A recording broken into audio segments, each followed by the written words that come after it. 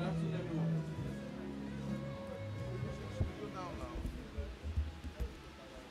Good afternoon and welcome. I'd like to take this moment to officially welcome you to the Blueband factory commissioning taking place today in Agbara. Thank you all for coming and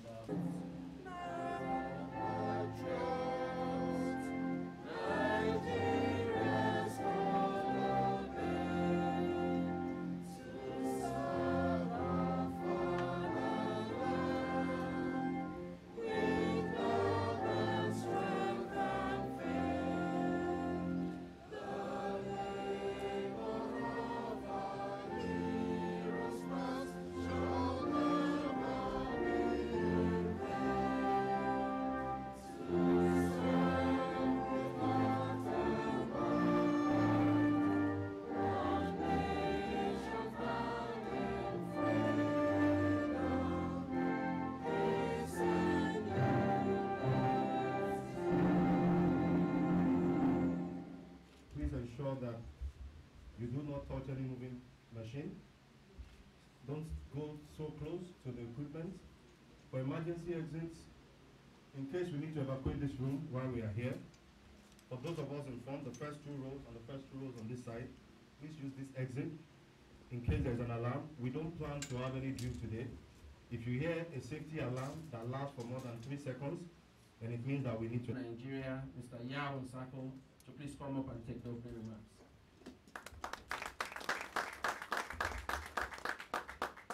Thank you very much, Sade. Sade had promised me that he would recognize everybody who is here, but he set me up by not doing that, so I have to do that now. I must start by saying that the governor of Ogun State, Senator Emefiele will be joining us. He's actually flown in from Abuja this morning and driving here to be with us, so he will be joining us. I start out by introducing a man who I suppose needs no introduction, but on this occasion, I suspect that I see everybody smiling at him because usually when you go to his office to ask for something, it's quite a bit of an ordeal. But when they see you so relaxed, everybody then likes to come through to see you. We are delighted to have with us this afternoon the Governor of the Central Bank of Nigeria, Mr. Godwin Emefiele.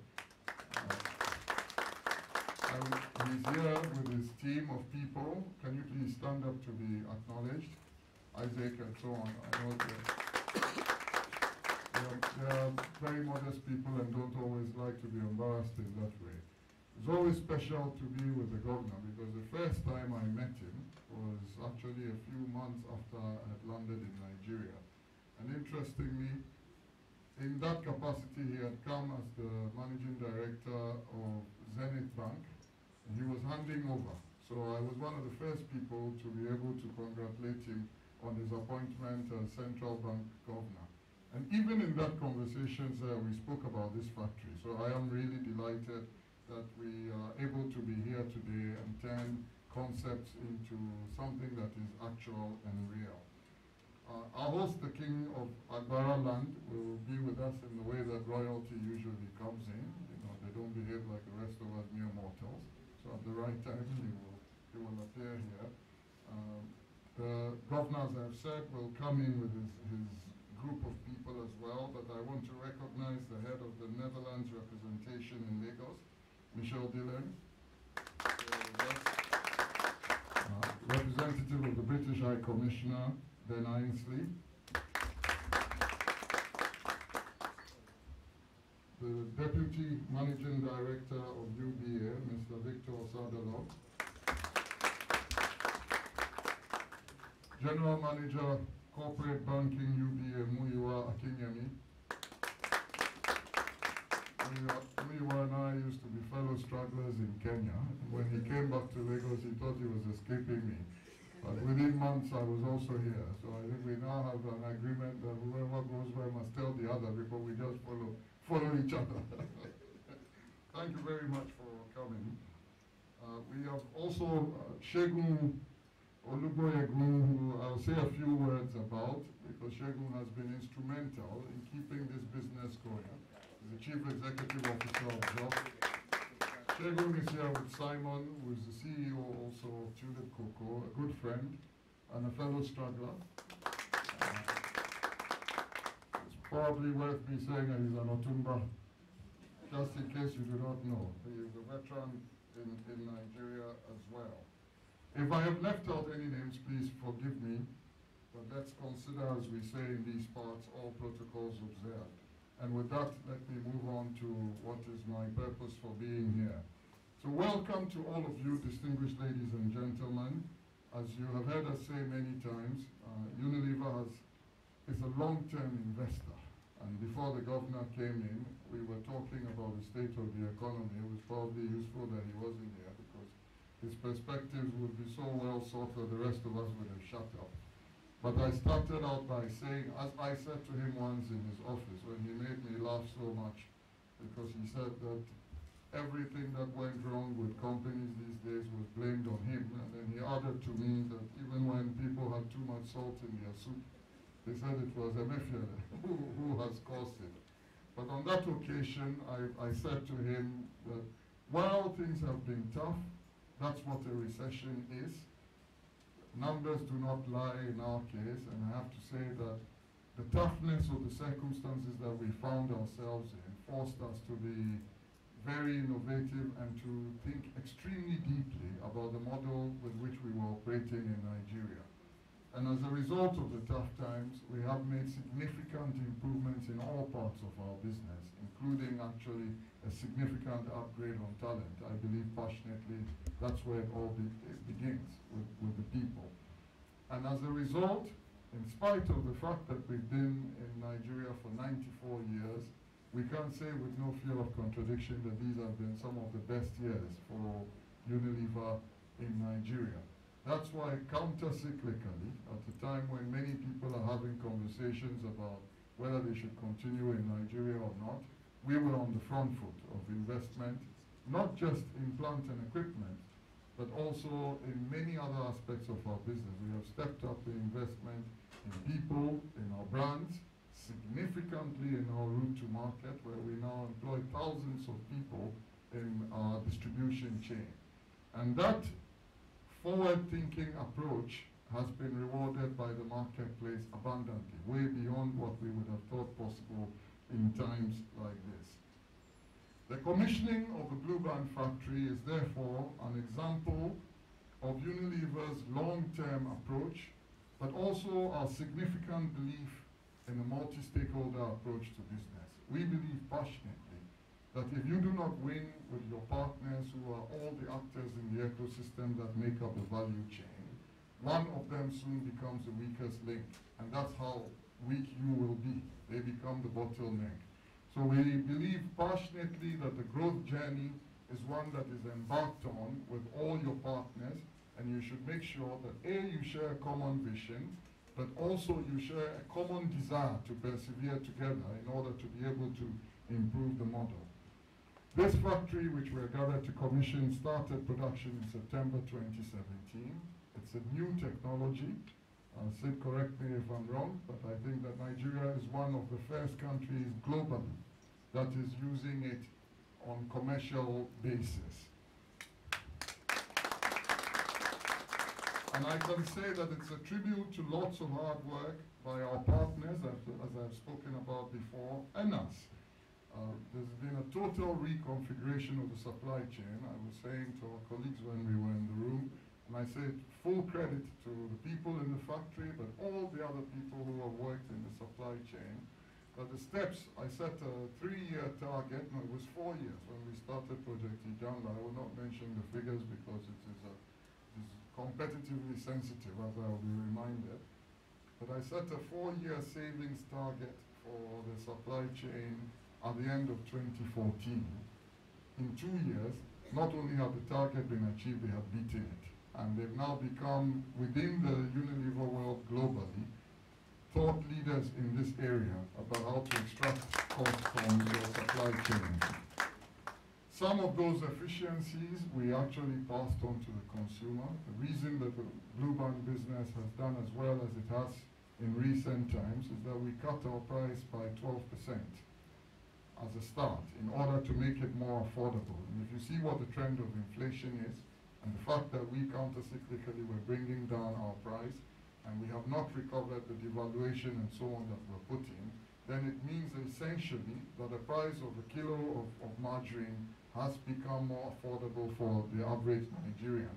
As a result of that, we've got more penetration gone into more homes, etc. And it's a formula of market development that we intend to keep up with. There's been a major revamp of our route to market. We considered our route to market to be a liability 4 years ago. I say again with no fear of contradiction. Today, absolutely no doubt in our minds that it's an asset and it's a competitive advantage. And for the first time in our history, we can say, thumping our chest, that we serve pan-Nigeria. You will find our products in every single hamlet in Nigeria. And it is that investment, that understanding of the environment that we operate in, our willingness to partner with the retailers in the communities in which we live, that has enabled that penetration to happen. Again, a big tribute. They are not here with us because they are in the marketplace working, but a big tribute to the people led by Felix and Wemadu and Mike Ube and Co. Just those who were asking me whether I only work with women. You notice that one of the names I mentioned is Felix and the other is Mike. So it's not only women that we have. And then the supplier ecosystem, which is a conversation we have sometimes had with the governor. To be fully honest, it's still work in progress. There are things that we still bring from outside Nigeria that we would like to be able to do in Nigeria because we have to get the industrial base right. But many times the governor has given me his commitment that it's a journey, and we know all the things that we are very well rehearsed in terms of factors of production. I'm not going to mention them now, but it's our very full commitment. And some of the people who were here were with us in Abidjan when we had the Partner to Win conference. The Partner to Win conference was about how we could share a success story in Nigeria, because I believe very passionately in the African opportunity and in the whole idea of dependence, that the African economies must build competitive advantage so that they access prosperity and take the African civilization where we get a lot of cost out of the system. We will be able to empower the Nigerian industrial base, and we will be able to do what we call Niger centricity, which is simply put to understand the Nigerian people and serve the Nigerian people better than anyone else can. And we believe that if we do that, then the market rewards us with growth, not the other way round. So today we are commissioning a 10 million euro factory. It's not any surprise that it is in margarine. As you know, margarine is a carrier of essential nutrients, vitamins that people need in Nigeria. So this is not just about business growth in terms of counting naira and euros and dollars, but it fits snugly into the model that we believe is the sustainable model for growth, what we call the Unilever Sustainable Living Plan, which is simply summarized as that you must first take care of society's fundamental needs. That's what brands must do. And if brands take care of society's fundamental needs and find a way then to brand themselves, the society gets better in terms of either being more hygienic, being more healthy, being more nutritious, and as the society improves, you grow with it. So our model of the Unilever Sustainable Living Plan is that we believe that businesses must be part of the solution in looking for thriving communities, because without thriving communities, you do not have thriving businesses in the long run. And that's why if we took Noah as an example, we put in micronutrients, iron in this case, to deal with the endemic problem of anemia in Nigeria. That's our contribution to it. Margarine is vitamin enriched. Our marketing model for toothpaste goes actually into schools to teach people how to use toothbrushes, when to brush their teeth, and so on. I was delighted I thought that we had manufactured that model, but Benny is here with me and he'll probably know more about it than I, but I was delighted recently reading about the Tuskegee Institute in the US and finding that long ago, in the 1920s, Booker T. Washington was actually saying that if you got people, these were former slaves that Tuskegee Institute was focused on, if you got people voluntarily to replace their toothbrushes when they were worn, you know that the person has not only acquired education, but they have attained civilization. A very interesting way of looking at it. And therefore, Tuskegee Institute focused on converting people from a rudimentary, suffering life of a slave into civilization by teaching oral habits. Because he said he had done many studies and found that when somebody reached into his pocket to say that my toothbrush is worn, I forgo all the other pleasures of life and I'm going to buy a toothbrush. You know that the person's considerations in life have started moving towards what is the middle class. So anyway, enough of global African history and all of that. Thank you very much for all of you being here. Apart from the fact that it's a big occasion for us as Unilever in Nigeria, and I would like to think for the Nigerian economy overall, it's a I'm right back to where I started my career, because I started in a margarine factory. And the governor was reminding me that many years ago we were making margarine in this factory, which is absolutely true. I started in a margarine factory, and so I can speak with some amount of emotion maybe to see that we get it all back, but with superior technology. This plant consumes less than 50% of the energy of the plant that I was using before, and yet produces a higher output as a result. And I'm particularly happy that we are pioneers in Unilever. It's not often that we are discussed for being the example of many positive things and at the cutting edge of technology. Although as a result of the hard work of my many colleagues who are gathered in this room today, recently I think we're increasingly becoming used to being mentioned for extremely positive reasons. Long may this be one of those, and long may this be reason for the bonds that we have established with all our friends and partners who have joined us today. And long may we, actually, when we were in the bus coming, I got a phone call from one academic, and he said to me, I want to write a case study and I want to have a meeting with you to try and understand how you have coped with this recession, because my students are asking. And it doesn't feel like too long ago that a phone call like that would have been for different reasons. And none of that, I say with full sincerity, would have been possible without the help of all of you who are gathered here. The governor, sometimes in extremely difficult circumstances, when he was the person who had to say to the world, let there be light, and there would be light, in the context of the Forex darkness period, continued to support Unilever, because he said he remembered us as a long-term investor. In fact, on occasion, he told me about coming to Agbara in an era when I didn't even know that Agbara existed, and was able to speak with some degree of familiarity with our operations that surprised me. So today, sir, we are grateful that you are with us. We thank you for your support, but we believe that it's the beginning of the story, not the end. We have great ambitions for our business in Nigeria, and we believe that with all the support of all the people here, year on year, we will continue to realize that.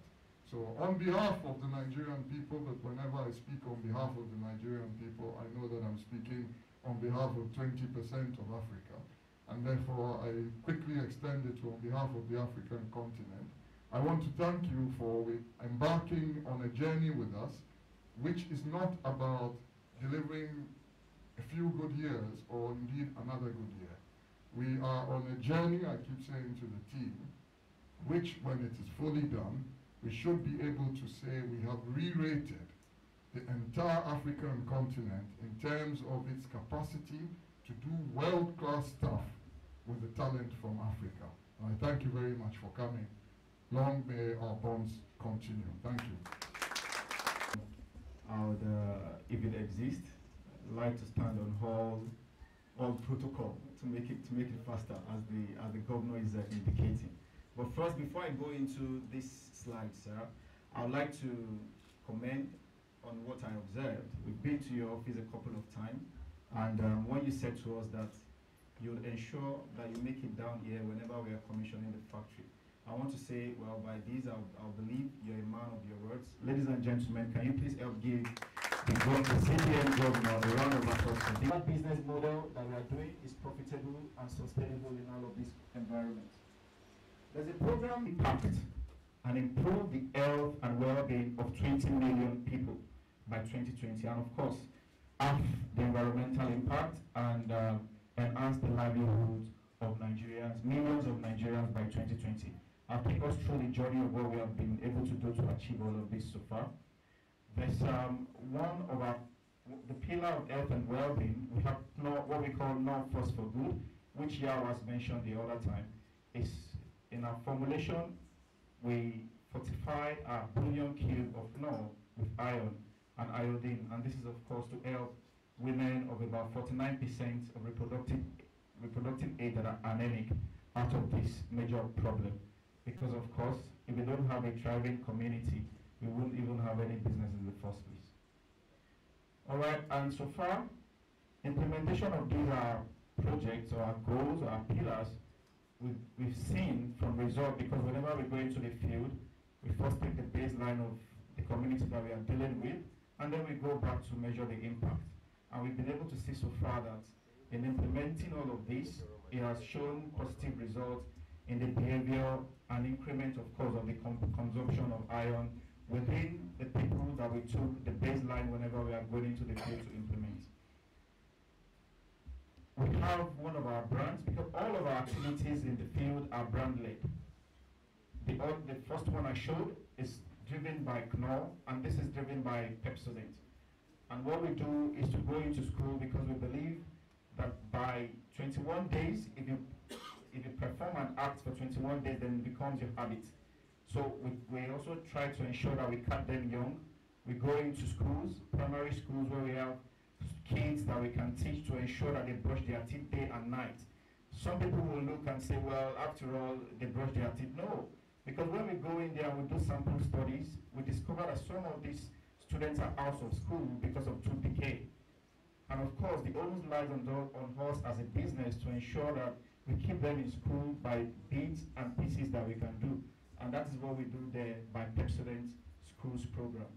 And of course, so far we've been able to impact about 2.8 million Nigerian children from 2012 till date.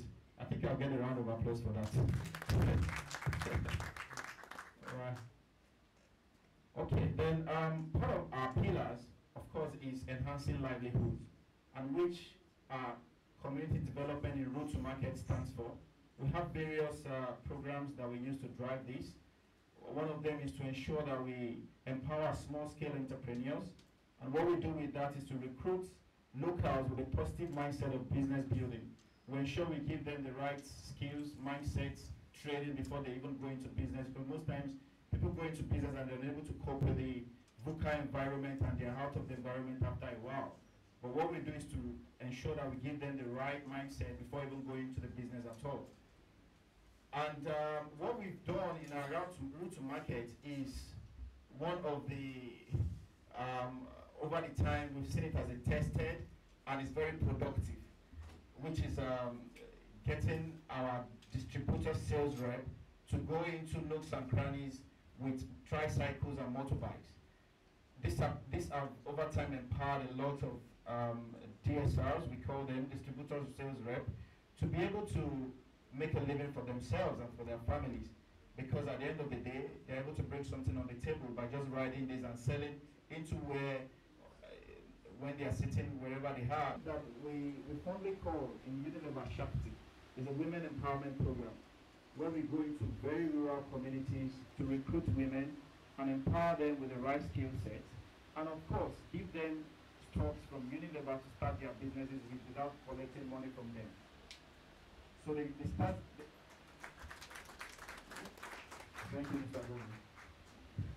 They start these businesses, we don't collect any money from them, and after 3 months, they start the repayment of the cost of the stock that they take from us. And over the time, this model has been very sustainable because we've been able to scale up across 11 states in Nigeria. And so our aim is very soon we'll be able to take the entire country, 36 states within Nigeria, to ensure that we are able to impact women positively. And this we've seen positively. Women have been empowered and of course been able to take care of their children. Some of them that don't have husbands and all, they've been able to send their children to school sustainably. And this is because of the women empowerment program we call Shakti Unilever. Okay, and this project we just started, and this is the pioneering phase of the project. It's called Perfect City, and we are starting with Makoko. We are not ending in Makoko, but we get people that are way below the pyramid, because Makoko is just by Third Mainland Bridge in Lagos. And one very interesting thing about Makoko is when you're on Third Mainland Bridge, you look to your right, you see Makoko. And then you look to your left, you see the likes of Lekki, Korea, and Co. And then you look at the contrast between the two communities. But we've taken the responsibility on ourselves as Unilever to go into this community and affect people's lives positively. So we are recruiting people that are below the pyramid, that can't even make a living for themselves, to bring them on board and ensure that they become one of our distributors within that community. And this has been successfully done over time. I mean, we just started this, and so far we've been able to get over the last the turnover we had on this is 3 million naira within 1 month. And of course, this is just showing this over there. The picture over there is taken from someone in Makoko, the impacting livelihood. So this guy is now to us. So these are people that will never think they can become anything in life. These are the people that we are trying to bring on board with our program in the slum. And of course, like I said, Makoko is just the beginning. We believe as we go by this journey, more slums will be activated in Nigeria. And of course, the base of USLP in Nigeria will be expanded. And of course, Unilever will be able to affect more lives positively. Thank you so much.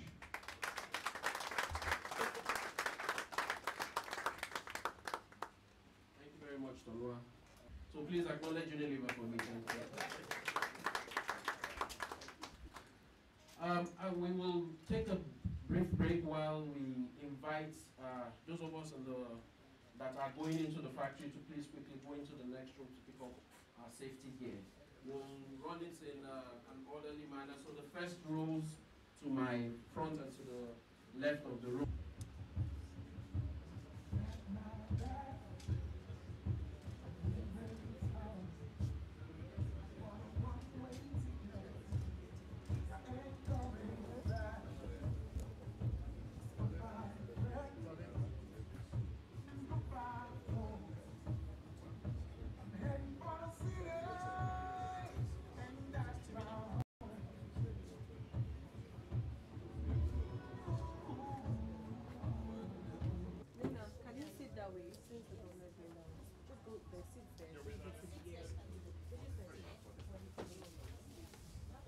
Nigeria, Mr. Godwin Emefiele.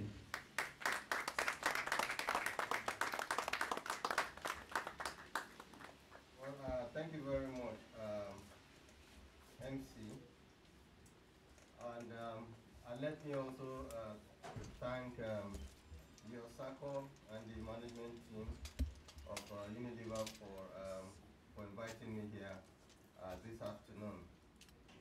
You will all recall that for over 2.5 years, Nigeria, just like you have in other countries in different parts of the world that are affected by the commodity price shock, Nigeria has been adversely impacted upon by the drop in commodity prices, and for us, crude oil.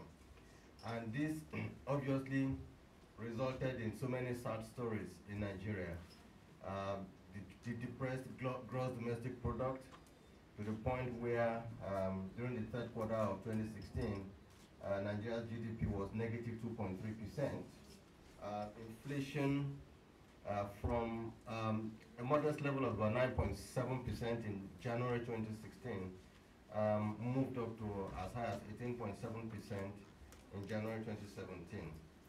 Of course, unemployment, of course, became a problem. Sometimes we like not to talk about, we prefer not to talk about the rate of unemployment, because not just unemployment, but even underemployment. You find people who are graduates, but just because they want to find a means of livelihood, you find them doing menial jobs and all that, which really does not is not commensurate with the level of skills that they have attained in the university. So you call those underemployment just because they just want to find a means to survive. So underemployment has been very, very bad. During this period as well, we've seen, because price of crude had dropped from an average of at least over $100 per barrel, had dropped to as low as, by February 2016, had dropped to about $28 to $30 per barrel. Of course, naturally, what this meant was that we suffered very serious hemorrhage in the FX reserves, and these were all sad stories. To the point where we'll say from, for instance, January 2014, Nigeria's reserve was about 40 billion. By October 2016, it had dropped to about 23 billion, just because of the hemorrhage, because we're not creating into reserves again. because what we're receiving in revenues had dropped by close to about 70% between August 2014 even up till very recently. But I'm happy that today we're beginning to sing very positive songs. Our stories are looking good at this time, to the extent that during the third quarter of 2017, gross domestic product reported a positive of 1.4%. Inflation had receded from the level that I talked about in January 2017 of 18.7% to as low as 15.9%, and we're very, very optimistic that it will drop, to moderate even further down. We've seen reserves move up from the $23 billion that I talked about in October 2016, and as I speak today, reserve is $38.2 billion, and I think we all deserve a round of applause. This CBN itself had to intervene very aggressively in the forex market. We put in place several policies, foreign exchange management policies, and this resulted even in us opening what the famous investors and exporters window, which has brought a lot of transparency in the foreign exchange market, and confidence has seriously returned into the market at this time. In 7 months, we've seen over $10 billion as inflows into the country between April 2017 and up till now. And I'm seeing inflows that have come in not just as a result of foreign portfolio investors coming in. We've seen foreign direct investments coming in, and part of which is even this project that we have come to commission this afternoon. But what is the story about Unilever? I always recall with a sense of nostalgia that as a young credit officer, I came to this factory. Then as a credit officer, we would leave our offices in a marketing van, marketing cars, and come into Agbara. Of course, by the gate, we used to have metal box seal glass that was producing tumblers and glasses. Somewhere around, we had Henley Industry that was producing fluorescent tubes and electricity bulbs. Of course, Unilever at that time was producing this Blueband here in this factory. But unfortunately, the stories have changed. There are a couple of challenges. At that time, they talked about other challenge of finding fuel, APFO, and stuff like that. And as a result of some of these challenges, Unilever, if I can tell you, glass is, of course, is gone. It's old. It's history today. Henley Industry is history today. And what does that mean? It meant that Toyo Glass, that was producing tumblers and glasses, shut down, and Nigeria began to import glasses. What do you make from glasses? Sand, silicate, and soda ash. That's all. Sand, silicate we have in large, ample quantity. What is the chemical component in making glass? 65% I understand is silicate, and the rest is soda ash. And sand we have in abundant quantity. What do you produce from a furnace that you produce? I'm sorry, I speak this because I know this, I've seen them.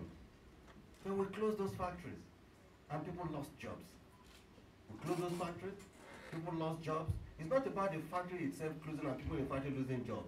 Can you imagine those who were selling silicate and their families all lost their jobs because the sand, the silicate, the Toyo Glass closed?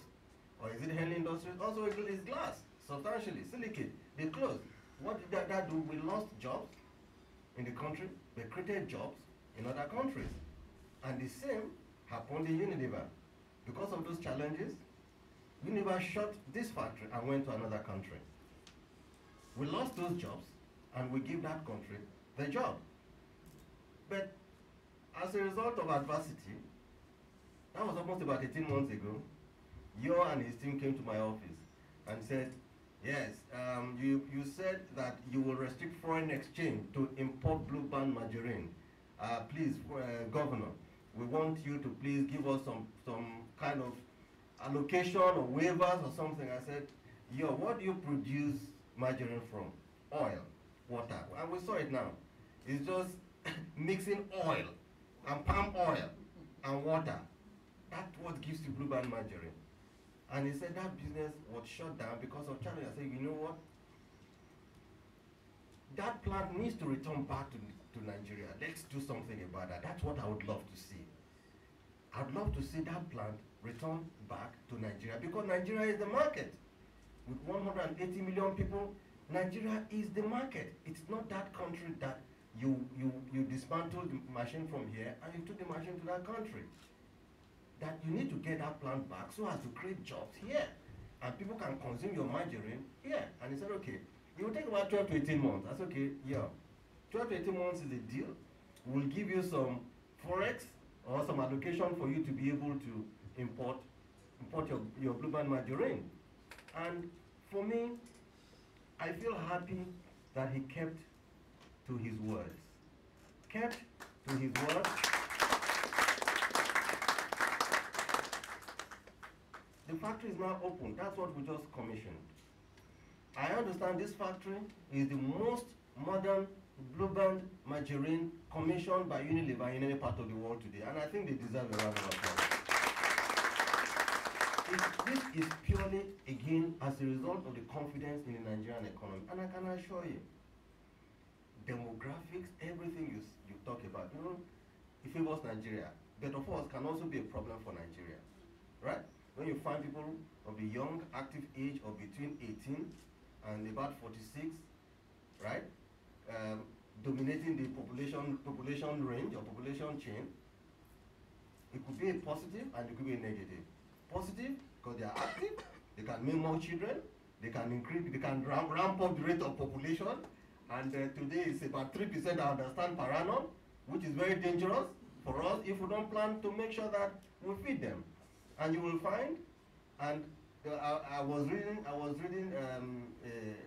at the lecture sometime last weekend, and those who processed my report said that by the year 2050, World Bank says that Nigeria's population will be third largest in the world, and that is about 398 million people.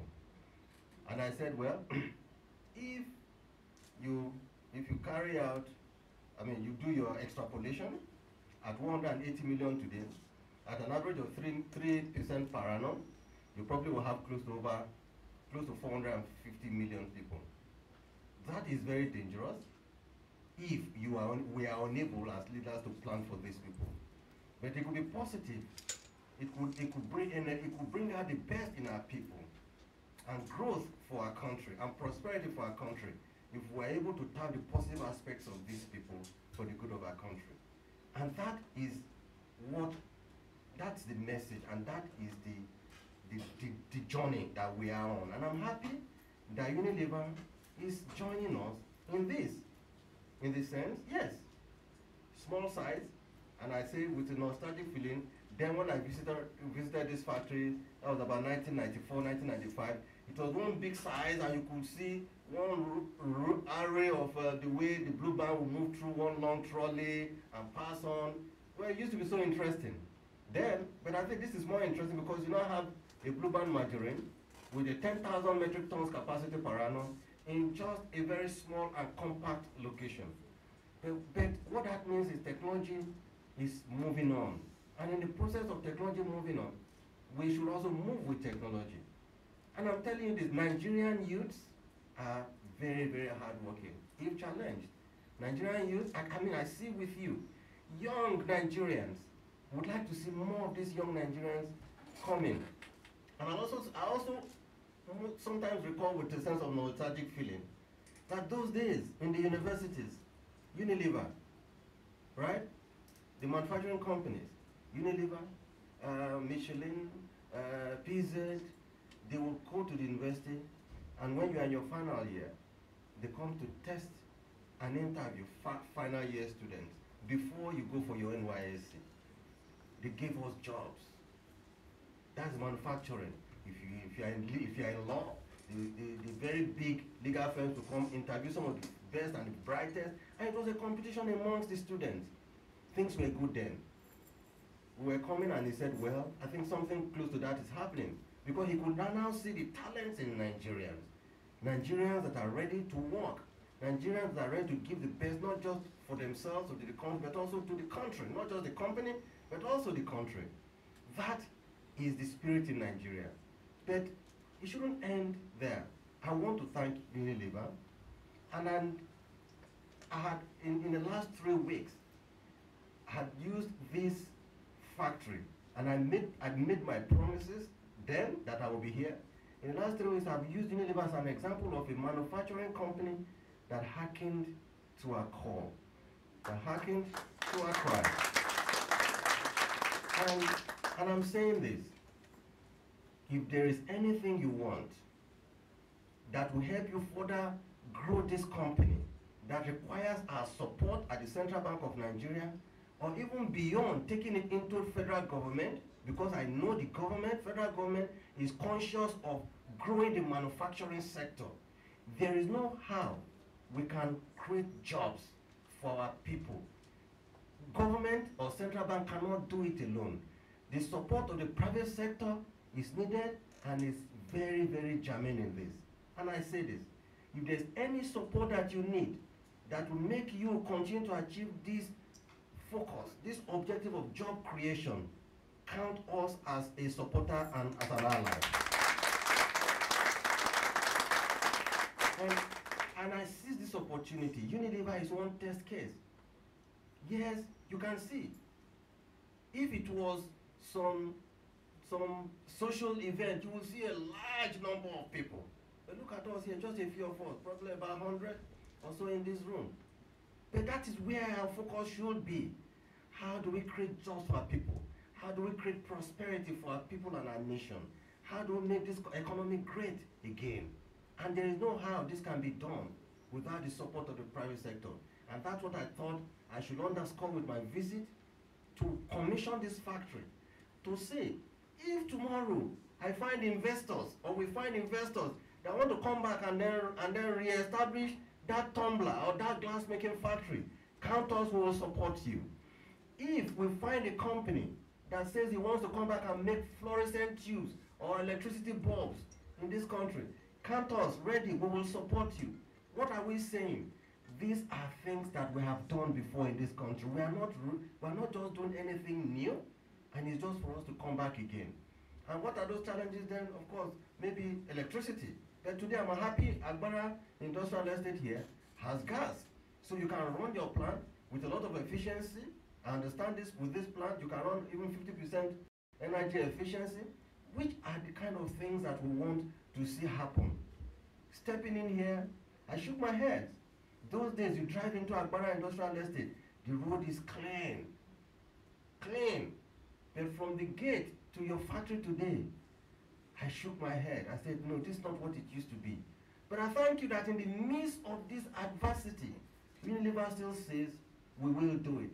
And I can assure you, you are here as an economic agent because you want to make profit.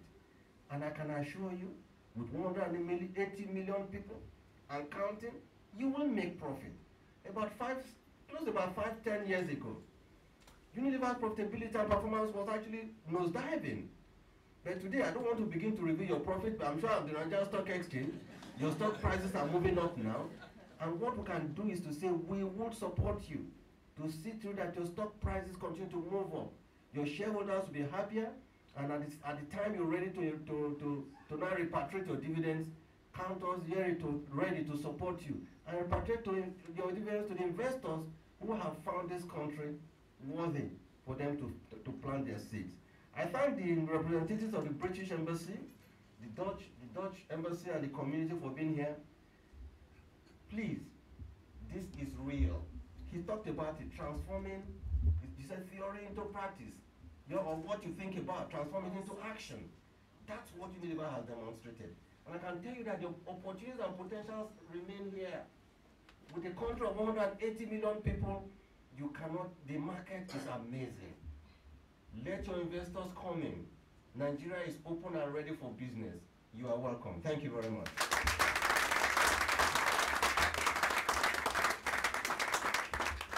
I believe the government deserves a bigger applause than that. Okay, what's the question? Okay. Can we go on? Okay. List of items eligible for forex. The CBN was heavily criticized. Today we are here in Agbara to commission this factory. How do you feel today, and what message do you have for those that have left the country? Well, I must say that I'm very, very delighted, very happy, but I think I must thank Unilever for doing what they've done today. 18 months ago, the 41 items, the restriction of foreign exchange for 41 other items came on board about 2 years ago. At that time, you are very correct. We were criticized. At that time, or before that time, Unilever had a factory producing Blueband margarine. The margarine was also part of the 41 items. And the managing director and his the executive team of Unilever visited me in Abuja and said they wanted us to grant them some form of forbearance and all that. I said there was not going to be any forbearance, but that if he promised to re-establish that factory back in Nigeria, because at that time that factory had been dismantled in Nigeria, from Nigeria, and taken to another country. And he made this promise that it would take between 12 to 18 months to re-establish the factory back. And based on that, we granted them some form of forbearance that made it easy for them to import Blueband margarine from that country into Nigeria. But we kept monitoring, he kept writing letters, and we were discussing. But I must say that for the managing director, Yosako, he is a man of his words, that he kept faith with the promise that he was going to re-establish that factory today. The entire essence here is to say that by re-establishing that factory here in Nigeria, he creates direct jobs for Nigerians in this factory. He creates indirect jobs for Nigerians by virtue of the fact that he buys palm oil, which is part of the formulation that he uses in producing margarine. What does it take to produce margarine? It's oil, mixing oil and water, And he creates indirect jobs by patronizing people who are producing palm oil in Nigeria. And by doing that, he feeds millions and thousands and millions of people. That is the entire idea behind saying that we do not have foreign exchange. I keep saying it. Our own selfish interest is that we do not have foreign exchange to allocate to import products that can be produced in Nigeria. And I'm happy today that he has proved us right, that Blueband margarine can again be produced in this country. And so far they are doing about 10,000 metric tons per annum, and he has promised that he's going to ramp it up to as high as 50,000 metric tons. By doing so, you create jobs, which is what we're talking about. Jobs, and then you saving the country. Foreign exchange that is needed to import items that we can produce in the country.